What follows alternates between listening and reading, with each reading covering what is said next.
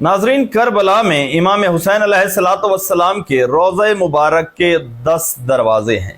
ان سب کے مختلف نام ہیں اور ان سب پر امام علیہ الصلوۃ والسلام کو الگ طرح سے سلام کیا گیا ہے۔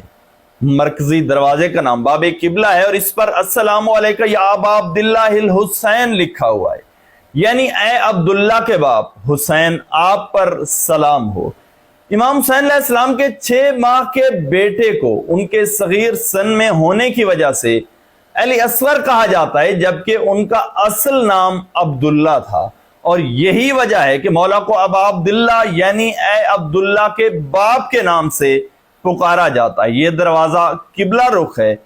دوسرے دروازے کا نام باب الرجا ہے، یعنی رجا کا مطلب ہے امید۔ اس پر السلام علیکم یا شافی المذنبین لکھا ہوا ہے۔ کیا آپ جانتے ہیں کہ مذنبین کا مطلب کیا ہے؟ ناظرین، مذنبین کا مطلب ہے گناہگار یا پھر قصوروار، یعنی گناہگاروں اور قصورواروں کی شفاعت کرنے والے، آپ پر سلام ہو۔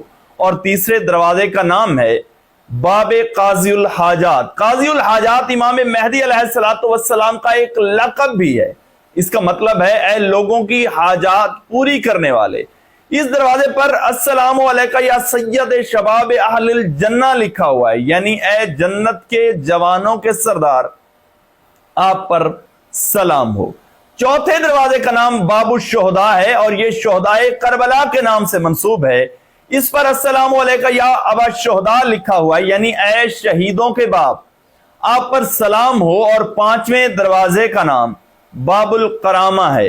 اور کیا آپ جانتے ہیں کہ کرامہ کا مطلب کیا ہے؟ ناظرین، کرامہ کا مطلب ہے عزت و وقار۔ اس دروازے پر لکھا ہوا ہے کہ السلام علیکم یبن زمزم الصفا، اور جانتے ہیں کہ کیوں لکھا ہوا ہے، یعنی اے زمزم اور کوہ صفا کے بیٹے کیوں کہا گیا ہے؟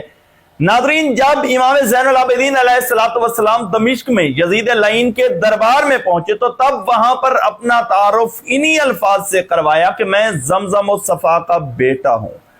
چھٹے دروازے کا نام باب السلام ہے اور سلام کا مطلب ہے سلامتی یا زندگی۔ ان پر السلام علیکم یا خامس و اصحاب الکساء لکھا ہوا ہے، یعنی خامس کا مطلب پانچواں اور کساء کا مطلب ہے چادر۔ مختصراً وہ حدیث یہ ہے کہ ایک دن رسول اکرم صلی اللہ علیہ وآلہ وسلم نے اپنی چادر میں جناب سیدہ فاطمہ الزہرا سلام اللہ علیہا، اپنے داماد حضرت علی علیہ السلام اور دونوں بیٹے حسن اور حسین علیہ السلام کو ساتھ بٹھایا۔ کسی چھٹے یا ساتویں کو آنے کی اجازت نہیں دی، منع فرما دیا، اور ان پانچوں پر گزیدہ ہستیوں کو پنجتن پاک اور حدیث کو حدیث قصہ کہا جاتا ہے۔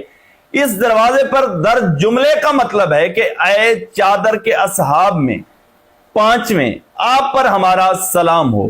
ساتویں دروازے کا نام باب سدرہ ہے۔ ناظرین، جانتے ہیں کہ سدرہ کسے کہتے ہیں؟ سدرہ دیودار کے درخت کو، یا پھر کچھ لوگوں کا خیال ہے کہ بیری کے درخت کو بھی کہا جاتا ہے۔ کسی زمانے میں اسی مقام پر یہ درخت لگا ہوا تھا اور زائرین اس درخت کی نشانی سے دروازے کو تلاش کیا کرتے تھے، مگر بعد میں عباسی خلفاء کے دور میں عباسی خلیفہ ہارون رشید نے اپنے دور میں بغض اہل بیت علیہ السلام میں اس درخت کو کٹوا دیا۔ اس دروازے پر السلام علیکم یبن سدرۃ المنتہا لکھا ہوا ہے، یعنی اے سدرۃ المنتہا کے بیٹے، آپ پر سلام ہو۔ ناظرین، اس سلام میں وہ راز حقیقی چھپا ہوا ہے کہ جس سے پردہ اٹھ جائے تو شاید پوری دنیا دیوانی ہو جائے گی۔ اور آٹھویں دروازے کا نام باب السلطانیہ ہے، اور جانتے ہیں کہ اس کا مطلب کیا ہے؟ کیونکہ یہ سلطان مراد چہارم کے دور میں بنا تھا، انہوں نے تعمیر کروایا تھا، اسی لیے اس کا نام باب السلطانیہ ہے۔ اس پر السلام علیکم یا امین اللہ